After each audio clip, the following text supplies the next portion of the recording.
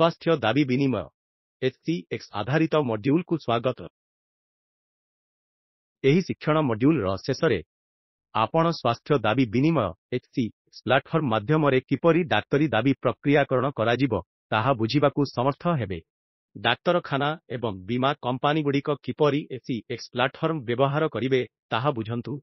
MHA डिजिटालीकरण, मानकीकरण एवं स्वयं कार्यक्षमता द्वारा भारत रे स्वास्थ्य बीमा दाबी समाधान रे परिवर्तन आनिबा पई HCX आरंभ करिबाकू योजना करूछि।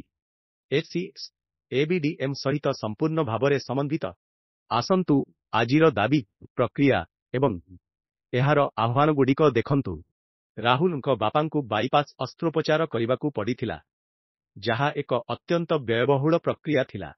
सौभाग्यवशतः राहुल एक चिकित्सा बीमा थिला। से डाक्तरखाना रे TPA रे एक दस्तावेज दाखल करिथिले। TPA समस्त कागजपत्र स्कान करी बीमा कंपनी को पठाइथिला। बीमा कंपनी अतिरिक्त दस्तावेजर एक तालिका पाई अनुरोध करिथिला। किछि अतिरिक्त दस्तावेज ठाब करिबा कष्टकर थिला। थरे मिलिबा परे सेगुडीकू प्रतिलिपि, फोटोकॉपी, स्कान एवं दाखल करिबाकू पड़िबो। ए सबु पाई बहुत समय लागिला एवं राहुल पितांकू डिस्चार्ज करिबारे विलंब हेला। डिस्चार्ज हेबा परे राहुल जानि नथिले जे तांको दाबीर स्थिति कोन। समग्र दाबी प्रक्रिया विशृंखलित, धीर, अक्षम एवं मानुआल थिला। अनुरूप भावरे डाक्तरखाना पाई डे ट्रैकिंग एवं समन्वय एक प्रमुख चैलेंज थिला। आसंतु देखिबा ABDM एवं HCX राहुल को किपरि साहाय्य करिवे।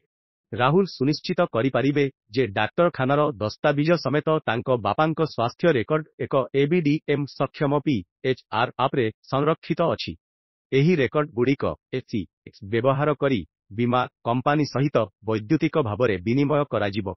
राहुल पितांको चिकित्सा होइथिबा डाक्तरखाना अकाउंट को बीमा कंपनी सीधा सख वैध दाबी पैठ करिबो। HCX समस्तंक जीवन को सहज करिबो।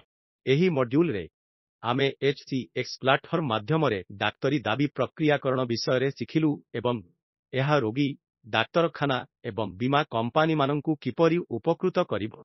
ABDM विषय रे अधिक सूचना पाई ABDM वेबसाइट को जानतु एवं आमर सोशल मीडिया हैंडल रे आमकू अनुसरण करंतु।